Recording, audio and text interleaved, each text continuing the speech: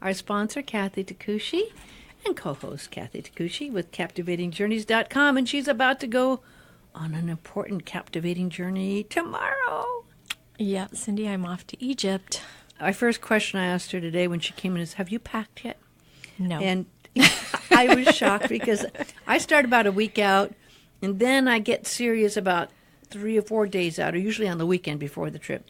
And then I seal it all up with the second day, which is mostly getting my things like my cords, my connectors, that has to have a separate section because you have to have backup. Right. And you know what I do that I really have found helpful? Maybe you do this. I bring a little power cord, the small one, not the huge ones, but one that the gives extension? you.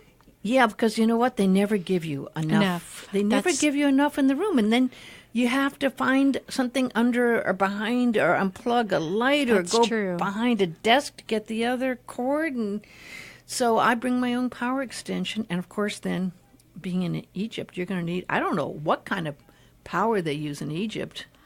I don't know what they use for their kind of power, but I'm sure it's not something we use here in America. No, so, yeah, we have our adapters, and we always bring a converter. But you have to know which is the right converter. Yeah, my husband, I make him be in charge of that, but he always says, like for your phones and like the laptops, it converts itself. So far he's been right.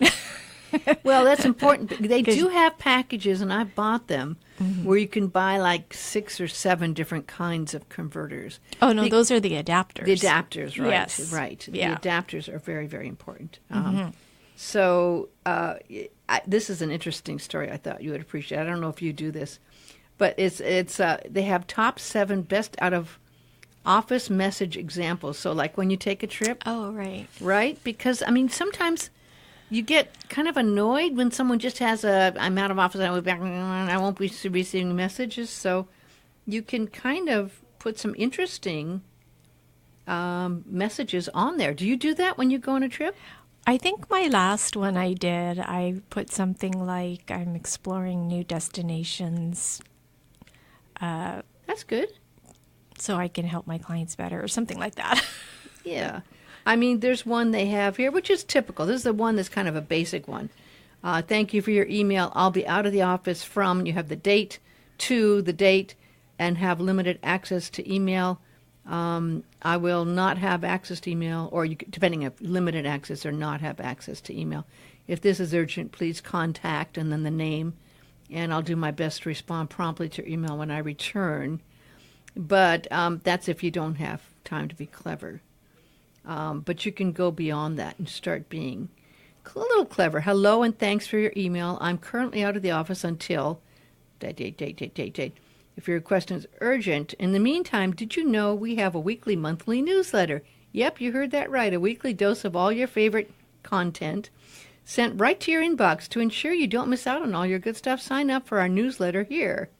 I'll be sure to get back to you when I return. That's kind of tricky, right? Because you have a newsletter you send to your clients, right? Mm-hmm. I've been bad. I haven't been writing one lately. I've been wondering where your newsletter... I have one stuck in my head that needs to come out. Maybe I'll write it on the airplane. Yeah, I mean, you know, it's you know... then they have traffic driving out of office message templates you can get, which are... I kind of created templates you can use.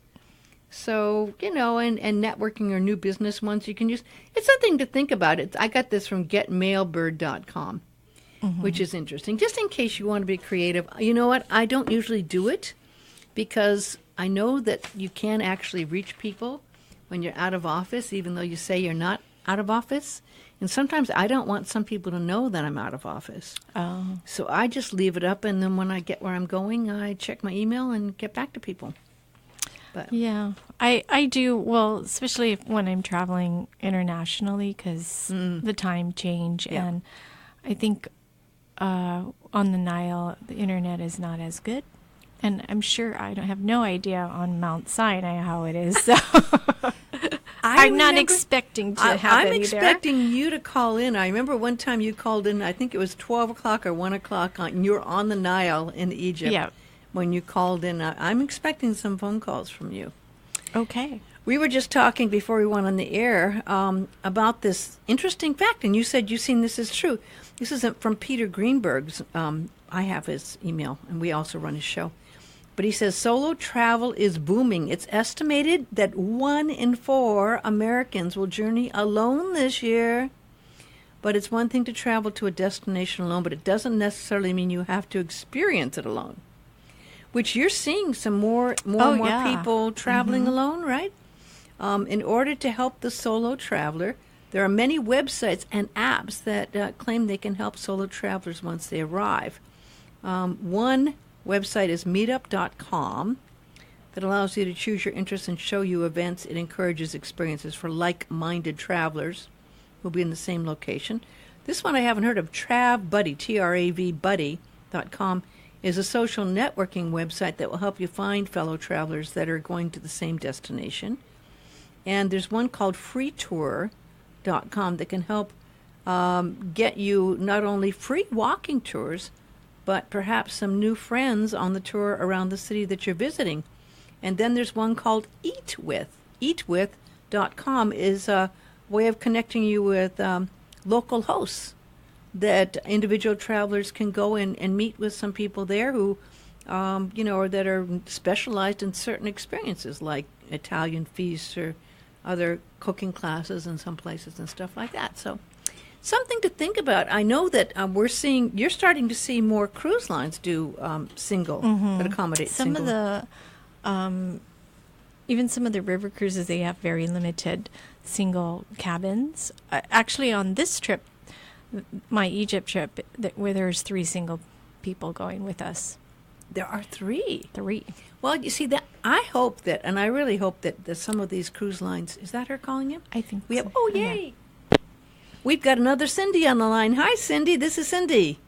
Hello, Cindy. How are you? Hi, Cindy. I'm fine. Here's Kathy with me. Oh, hi, Kathy. So happy to be with you. Yeah, thanks for calling in.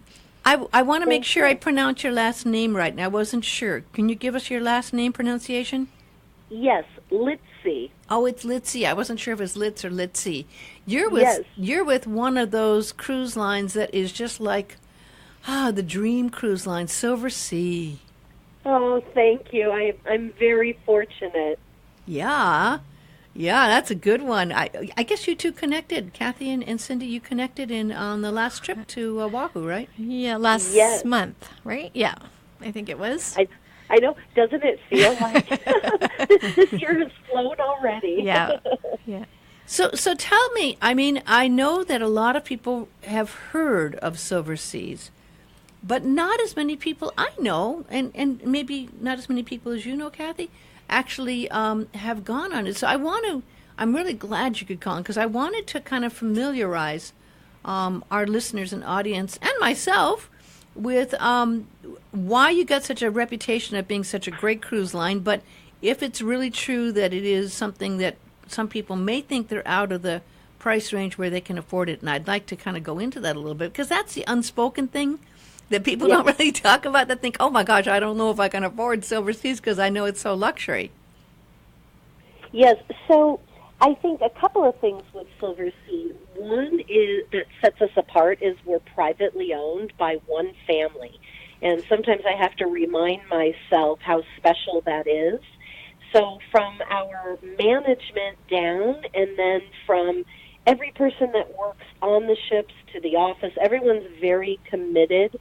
And the ships are treated like our owner's home away from home. And we now have 9 of them and go to over 960 destinations. So we've really established ourselves as the cruise line that can take you anywhere, both on classic itineraries and then also on expedition itineraries. I like that. I like that because, I know Kathy and I do a lot of cruising. And the idea of doing something different is happening because a lot of people now have done, 5, 6, 7, 8, maybe 9, 10 cruises, and we keep seeing the Mediterranean cruise come up time and time again, right? And I've done that already 6 times. I don't want to do that again. So expedition, tell us what expedition cruises are like and where you go on those. Yes. So with our fleet of ships that we have, we actually recently converted one of our classic ships and put an ice-rated hull on her, so she's now joined our expedition side of the fleet. And we're able to go to the polar regions, Antarctica, the Arctic. We have a ship that's year-round in the Galapagos. And then we also do really unique places, Micronesia, Melanesia, Polynesia, Russian Far East, and do it in a style where when you're on board the ship, you're still going to get all suite accommodations, butler service, fine dining, but when you go ashore, you're going to be able to go ashore in Zodiacs and have real up-close and personal experiences shoreside and have expedition leaders that they could be teaching at Harvard, Yale, and they've chosen to teach on board our vessels and share their knowledge with our guests. I love that idea. I know National Geographic was kind of famous for that, and some others, but I think Lindblad, too. But I think it's wonderful that now people can have the best of both worlds, right? Yes. Luxury and adventure combined. Yes. I know it's a wonderful thing when they'll come out to the Zodiacs. They'll surprise the guests. Not on every trip, but they'll come out with the champagne and the chocolate dipped strawberries and surprise people on a glacier, weather permitting. What's that called when you go camping? High level what is that? That's called glamping. Yes, I like that idea. That's like I've never done that, and I'd be ready for that. That would be a lot of fun. Yes. So tell me about the people that are interested in your special expedition tours. What do you see as people who want to do that? Is a little younger demographic than you have on the other cruises? Yes, it is. But we also don't want people to shy away that perhaps are a little older or maybe have some mobility issues. We always tell them, if someone's able to walk up a flight of stairs, they would be able to get in and out of the Zodiac with assistance. And shoreside, we always offer a variety of experiences. There could be a hike that is something that's less strenuous along the shoreline, or there can be something that's much more adventurous for those that want to do something that's more active. So we offer both, but yes, we do see younger clientele on the expedition voyages, and we also see guests that maybe you'll say, gosh, cruising isn't for me, but then Silversea's able to take them to a destination that they've wanted to go to, and they like that it's more casual in attire on board.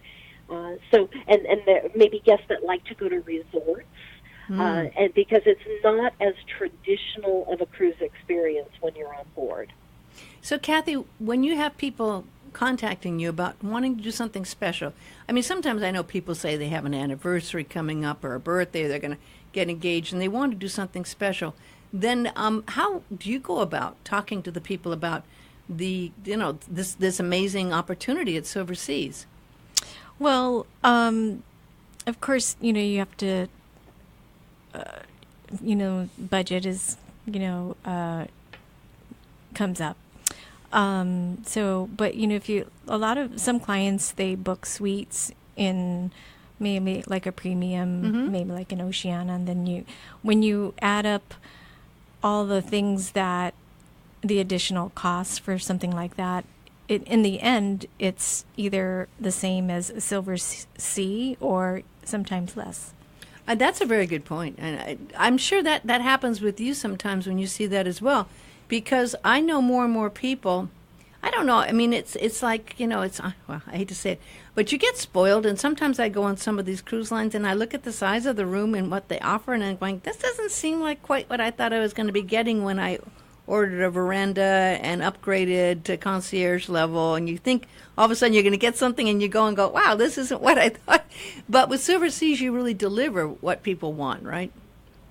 Yes, and to answer the comment about people looking perhaps at the initial cost of it, I think when we show them all that's included, because it is an all-inclusive experience, I think they really see, and on some lines, I know people say they feel they've been nickeled and dimed. Yes. And here, before you leave, you know what your total cost is. Mm-hmm. And we do some really good comparisons showing why to cruise on Silversea and compare what's included that you would have to pay for on other lines. Well, let's do that. Let's go down the list and show people, because I see some cruise lines say all inclusive, and they're really not all inclusive. And you look at it, it's like, Yes. oh, well, this isn't included. No, that's not included, and that's not included. So tell me what you offer with your all inclusiveness. Yes, so it is all suite accommodations. You don't have to pay a differential to get then the amenities in your suite or the service based on your level. So even our entry-level category, I don't ever like to say lowest category because even the entry level, all of our rooms have windows. We don't have any interior rooms. And every category gets butler service.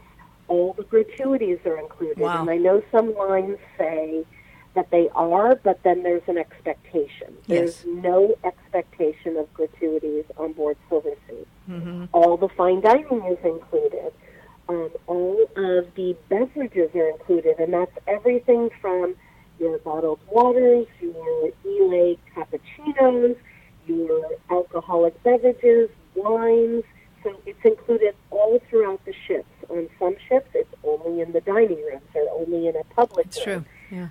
And one of the other beautiful things is the type of amenities. You get your choice of Bulgari or Ferragamo amenities Nice. in the suite.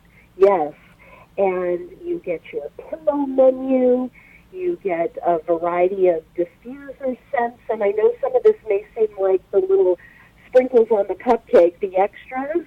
But when you're traveling in luxury, all of those things are so appreciated by our guests. Yeah, this is the kind of thing that is like a 5-star hotel then. Exactly. That would be a perfect way.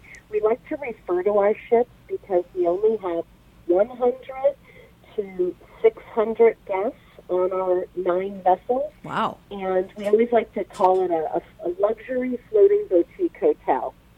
Wow. I mean, just going down the list of what you included, that's a few $1,000s at least right there. Maybe Yes. about $3,000 right there. Yes. Do you include internet? We do, and I'm so glad you just said that. We used to include, it was 2 hours, per person per day, and we've now gone to all-inclusive Wi-Fi. That's good. So that's an announcement that's just been made. So that's hot off the press news. No, for me it's extremely important. I was just talking to Kathy before you called in about the fact whether, you leave a message on your email that you're going to be out of touch when you go on trips. And I was saying I always like to be in touch even if I go on a trip. So I don't like to tell people they can't reach me because it's important that they can many times, and it might make or break a deal, if you can be reached or not. And you certainly don't want to do it by phone calls when you're on a cruise. Yes, so true.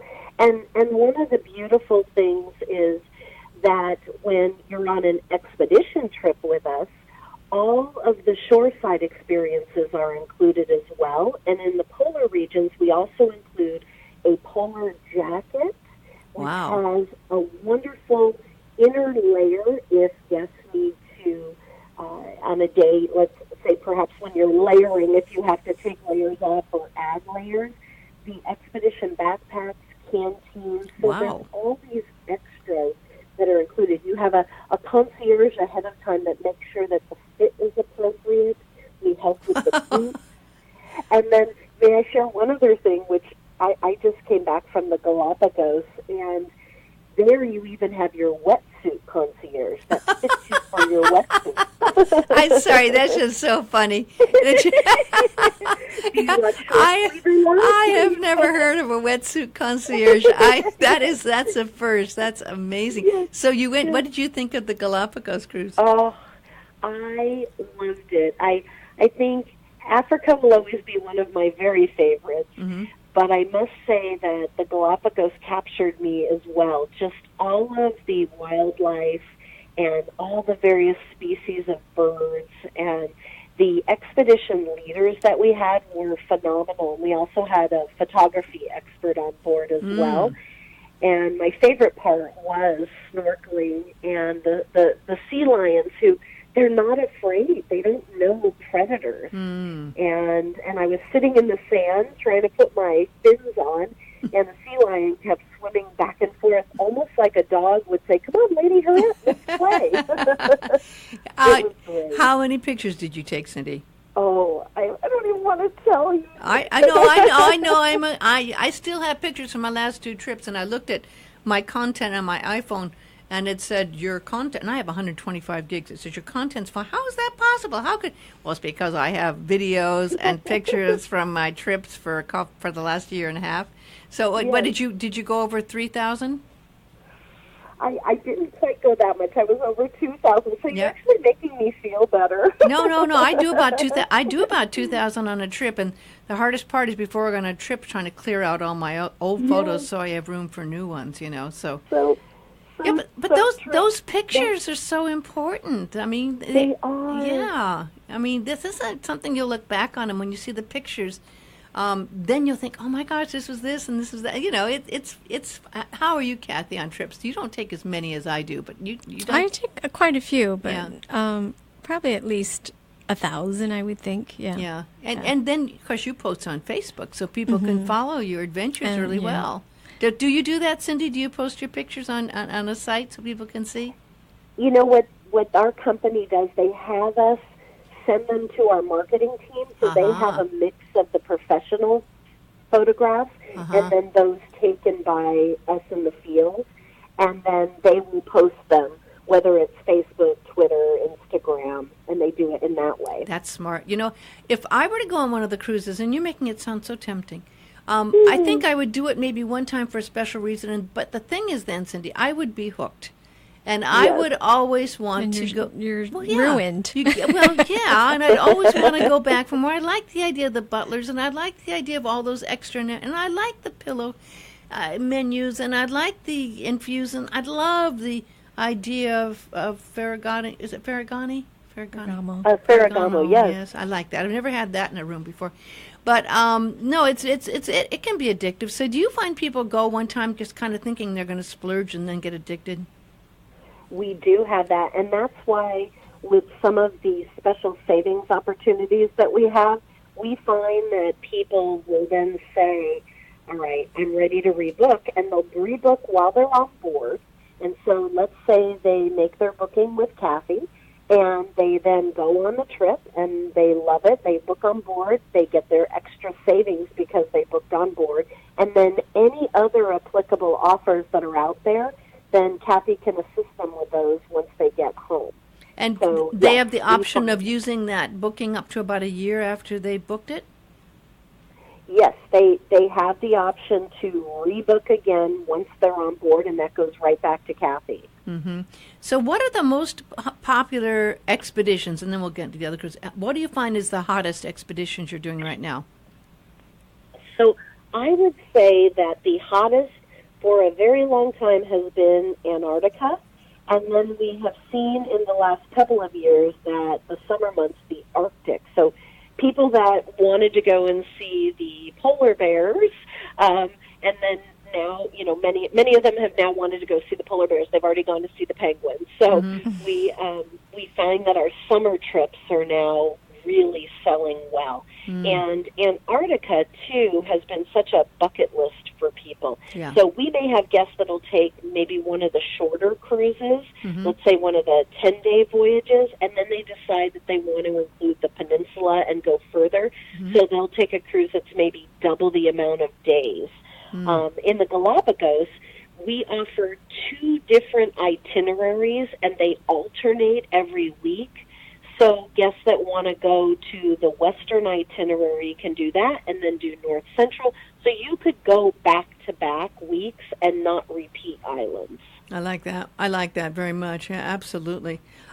So give me the price range of what it would be in the breakdown for one of your popular cruises, whether it's expedition or otherwise. Right now, are the expeditions included with Africa? You mentioned Africa. Are those part of the expedition cruises?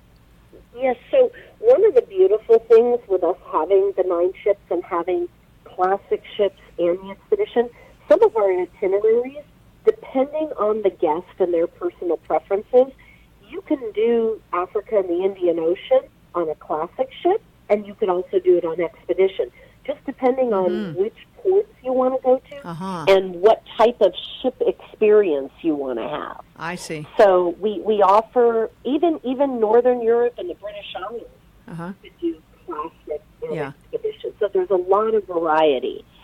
Okay. Well, I like the British, I mean, because I imagine the British goes around Britain, and does it go to Scotland and Ireland too? Is that included in that? It does, and we have quite a few different itineraries.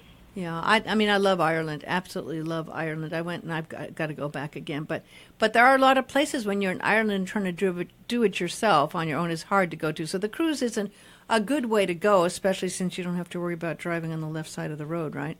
Right.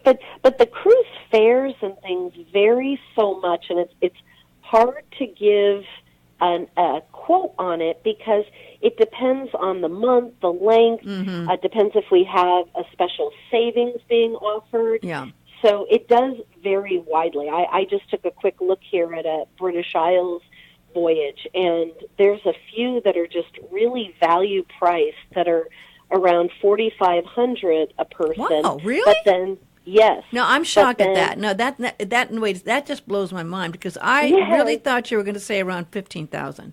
Well, and I was going to say, then there are those if you want to do Greenwich and you want to go on a longer voyage, then it might be 12,000, 14,000 a person. So there's a wide range. There's some that's 6,000, 7,000.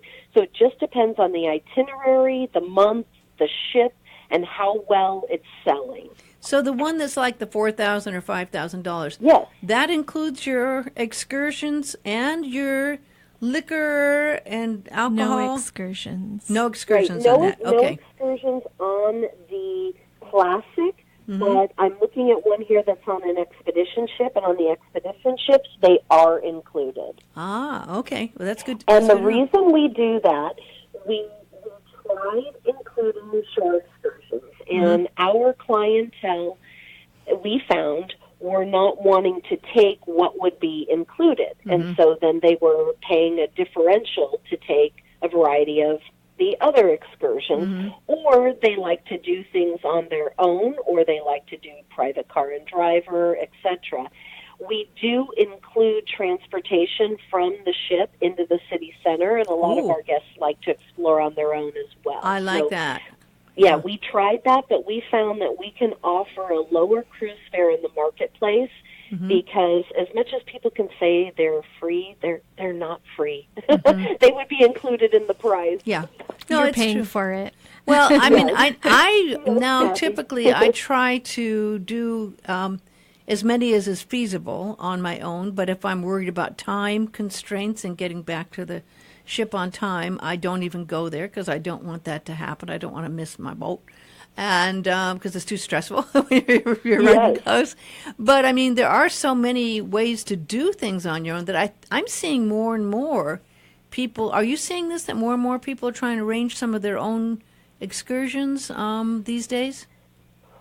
I don't see that guests doing it on their own so much. I see them either having their travel professional do it, or we have an option where it can be done online ahead of time, where you request a customized shore excursion or the private car and driver.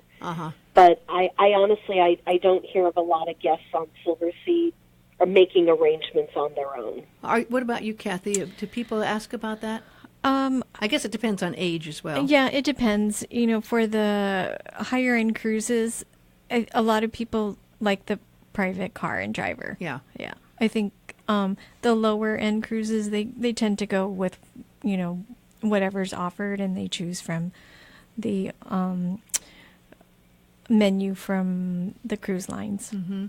I know that you did a private car and driver on your last trip. It wasn't a cruise, but your trip to Italy. that you did. Right, You had a great experience I did. with that. And again, you get Marco. spoiled, right? After that, you always want your own car and driver because it's. But with those private, if there's maybe 4 of you or sometimes 6, it comes out sometimes cheaper than doing the bus thing. No, that's a very good point. Yeah. That's a very good point. And I've seen that. And so it really does take that kind of personal touch to figure out the best way to do that. What's the popular Europe cruises that you're seeing now, Cindy? Boy, I would say it's 2 different realms. It's the voyages that have sort of those hallmark ports. Maybe it's going to be a Barcelona to Rome. There are people that still want to see those traditional places on the front or the back to do a pre or a post. But then we also have seen people that want to do intensive Greece. I've had a lot of requests for Greece this year. I don't know. How about you, Kathy? No. I went on one that was really, I don't know if it was Seabourn or, no, I think it may have been Oceania.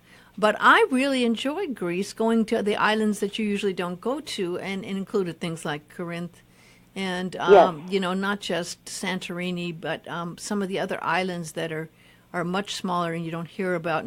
And I have to say, it really was an amazing journey when I went to Greece, and I am seeing more and more people thinking of that because it's so different when you go to some of these other areas than what you would think of in the typical old days of what you do when you do a cruise of Greece, right? I mean, yes. And we go to some of the ports where I won't even start to try to pronounce them. So we offer some really unique itineraries. We get a lot of guests that would be, I guess you would say, they're sort of port collectors. They want to hit as many unique places as they can, or say they've been there and done that. And so we have some really interesting cruises this summer, and then we'll change it up a bit in 2019, and then 2020.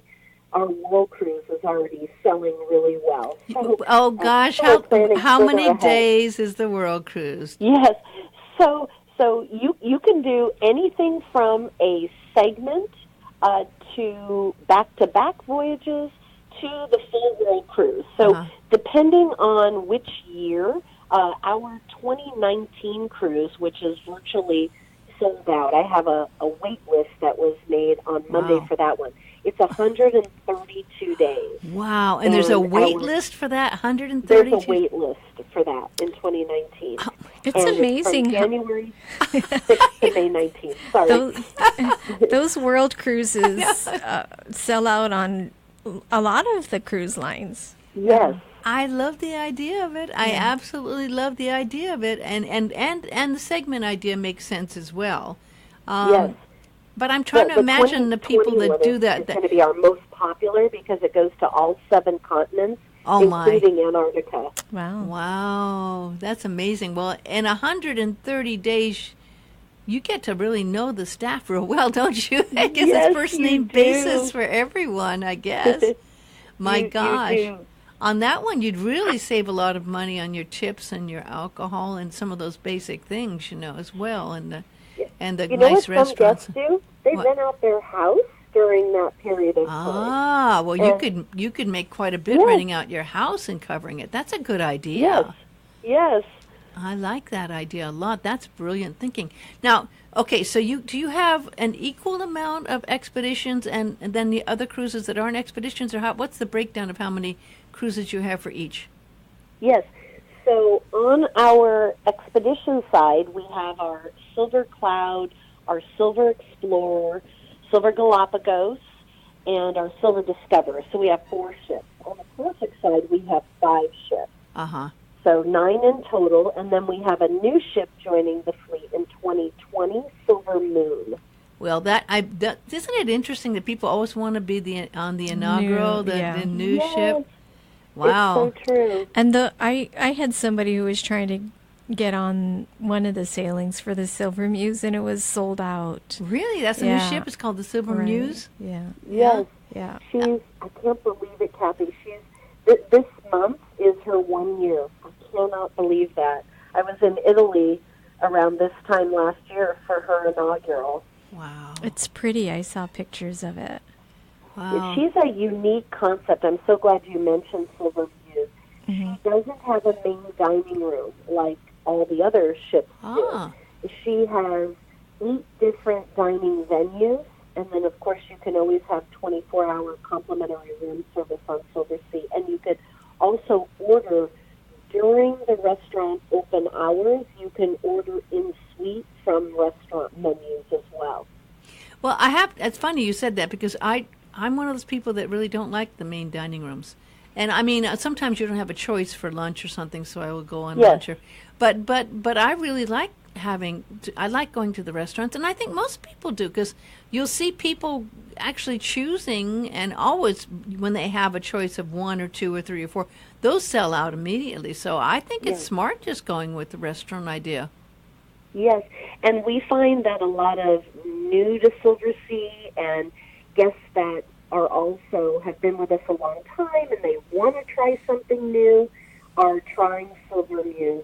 I was at an industry event today, and a lady said to me, I loved the ship, I love the restaurants, but I love being in a big dining room. And I said, well, that's the beauty. We have 8 other ships that offer that. Yeah. Yeah.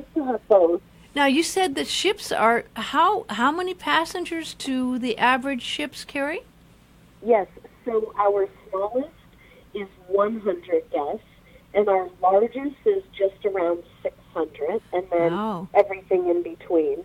Wow, the 100, is that the Antarctica, or is that which one? So the 100 is our Galapagos, because that's the maximum number that can get on and off the ship at a time, each time the ship stops.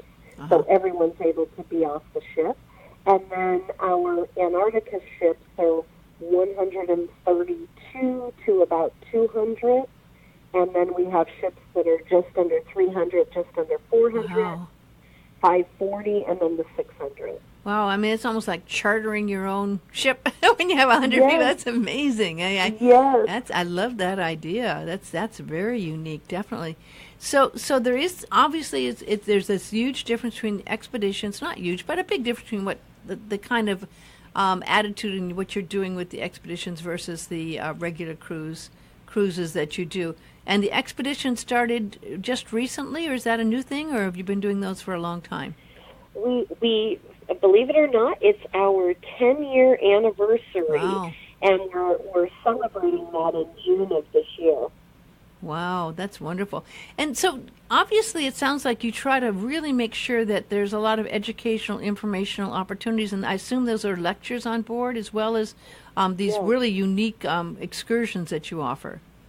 That is correct. So, on any given expedition voyage, you can have someone that's an expert in an ornithologist, a botanist, a chemist. You could have a variety of different people who are experts in their field, and there's typically always a photographer that not is only there to take photos, but is there to actually help guests with the best way to take photos if there's motion of an animal or underwater or taking pictures of the flora and fauna.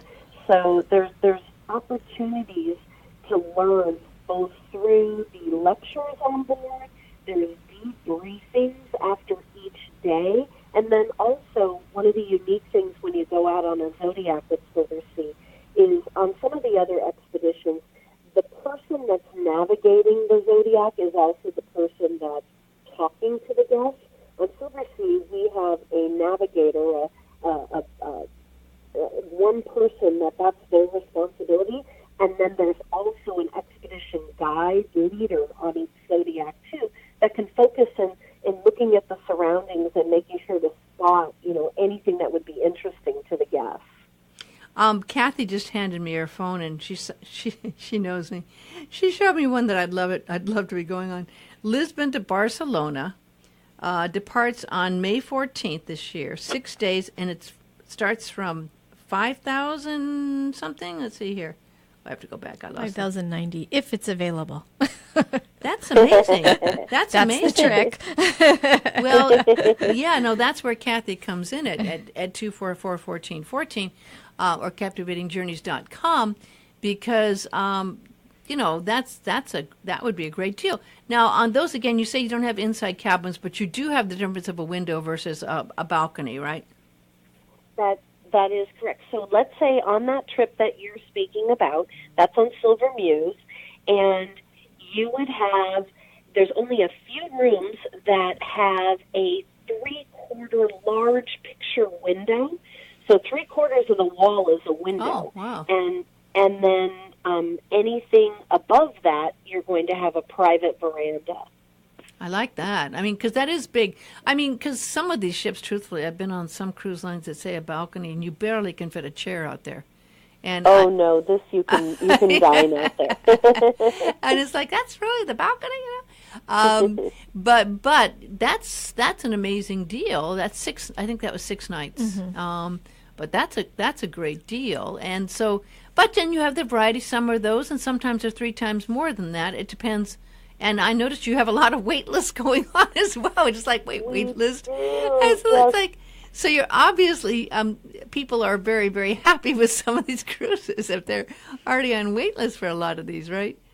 Yes, and I think some of the most successful promotions that we have going on right now are air promotions that we have in the marketplace right now. We lost you just for a second there. I missed your phone savings. So we have quite a few promotions right now. I'm sorry, Cindy. The last one we had a kind of hard time hearing. The phone kind of wasn't as clear. Said you have quite a few promotions, and we didn't hear the rest. Oh, we have quite a few promotions in the marketplace right now, and one of them is we have air promotions that it would be leaving from San Francisco or LAX or Seattle, somewhere on the West Coast.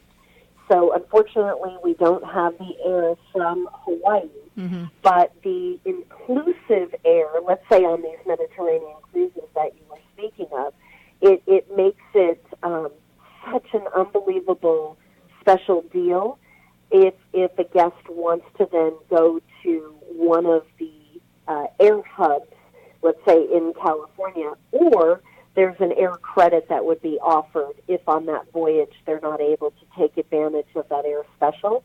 And then another opportunity we have now is on various voyages, if you pay in full by the set date, there's too many different dates to go through each of them, but there's an additional 10% savings. Oh, that's good. And boy, it adds up when you put all of these special offers together. Now, do all of your cruises have the option of doing air inclusive or not?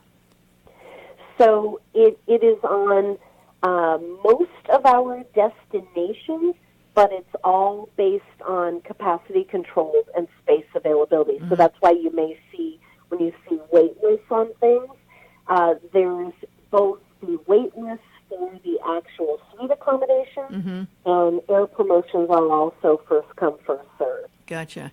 I mean, because I like the idea of air inclusive, but then the one thing that's always hard for me is I like to have more than a day when I land, and a lot of these trips that include air get you there just the day before. Yes. And then you get on board the next day. But I like to always, unless it's like Barcelona, which I've been to like 7 or 8 times, but on a lot of these places, I do like to have a couple of days. And then, I don't know, sometimes you can have the option of going in earlier and paying more, but you include the hotel when you do the air inclusive and the hotel, and then on board the next day on those air inclusive ones? Right. So I wouldn't want to give a standard answer because it also depends on the voyage and the destination. Right. But yes, we do have pre- and post-hotel opportunities, and on some of them it is part of that inclusive part of the air promotion, but sometimes those could be full as well. So I never like to overpromise. I'd rather someone be, very happy when they find out what is included on that. Well, that's why we have travel agents, right, Kathy? That's exactly. Exactly why. No, it's true because you can get lost in the details or understanding of these, and there's always different situations for every single person that travels. And then, yes, I can't tell you how many times when someone will say, "Well, could I get a better deal if I call?" No, because you want someone like Kathy to be able to walk you through every step. And there are so many details.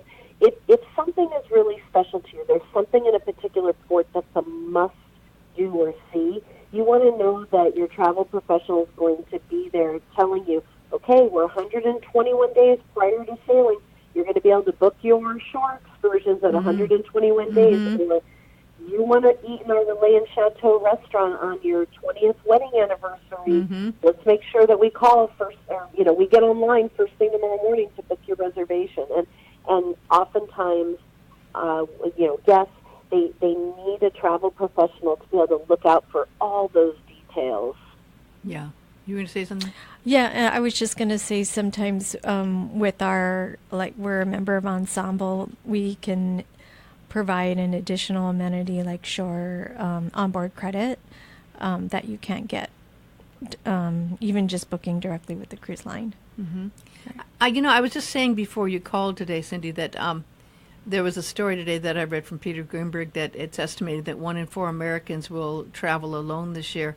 I know there's a lot of people just starting to realize that, and it takes a long time to catch up sometimes with building a ship and having that availability, but more people are. So what happens when you get requests for, single? I'm so glad you asked. Yes, I'm so glad you asked, because we're very friendly for sole occupancy guests to travel with us on many different levels, and one of which is even from a price standpoint.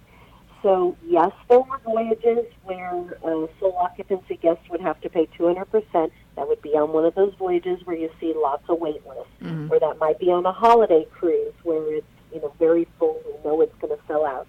However, we have a lot of voyages that offer 125%.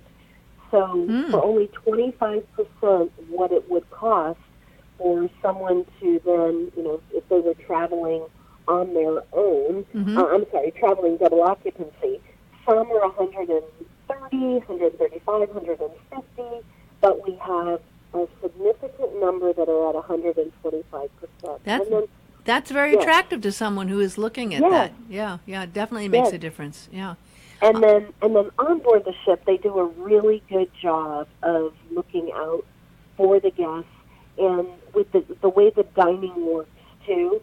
And having the all-inclusive, I always say it's so nice. You can walk into a lounge, sit down and have a conversation with people or play trivia, whatever may be going on that evening, and say, oh, would you like to join us for dinner tonight, and go into the dining room together. And there's never this, oh, who's going to pick up the bill? Are we going to ever see those people again? It's just, it makes the experience on board so relaxed. That's a good point. I hadn't thought of that. Well, we've really gone through so much, Cindy. I mean, I really have always wondered about Silverseas, and I mean, you've done an amazing job of describing and giving us a lot of details about it. And you debunked a lot of myths that people might have about when they think Silverseas, they immediately think, oh my gosh, I can't afford it. No, and I really so appreciate the opportunity. No, you've been excellent, and I'm glad that you and Kathy connected on Oahu. And I'm so happy. Maybe next time. Thank you for making that trip, Kathy. I really appreciated you coming. It meant a lot. All right, thank you. And I wanted to just point out one thing. I think it was was it a couple of years ago? Was it the Cloud that was here? Yes. And we got to tour the ship and have lunch. The lunch was the best lunch or food on any cruise line that I had been on. It was just, we still talk about it. Have the food have is them come back. outstanding. We say hana ho in Hawaii. Yeah. You want a hana ho? Yeah. Bring it here to Maui Cindy, next time. you have to come. I would love to. I really would. I'd love to.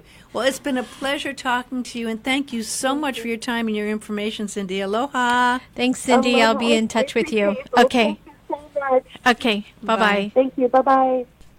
Well, we have about 5 minutes left, or 4 minutes left now. And I know we wanted to talk a little bit. You leave for Egypt tomorrow. I do.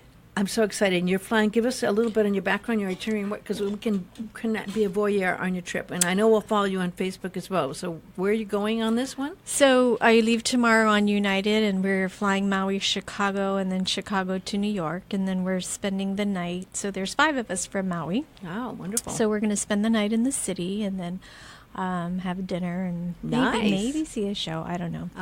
And then the next day, Saturday evening, then we fly from JFK to Cairo on Egypt Air. How long a flight is that? It's like 11 hours. Oh, it's a long flight. It is. Oh, okay. Yeah. But that makes it nice because you break it up, and I like breaking it up. And having a trip to New York is like having a whole special extra adventure in there. Yeah, and then we'll get excited. Yeah. And then you go to Egypt, and then you stay at which hotel first? The Mena House, which the is best. It's the really the closest hotel to the pyramids, and we have pyramid view rooms, so you just look out and there they are. That might be when you get there on Monday or Tuesday, I guess, huh? No, I get there on Sunday. On Sunday. Yeah. So where are you going to be on next Wednesday? I think we will be boarding the boat. Oh, in the Nile. I believe. Yeah. And not just any boat. The Offendina. Offendina's like this luxury special. Private boat. There's 8 cabins, 8 or 9 cabins. Wow. And so it's just our group on the boat, and they have a private chef, and it's really nice.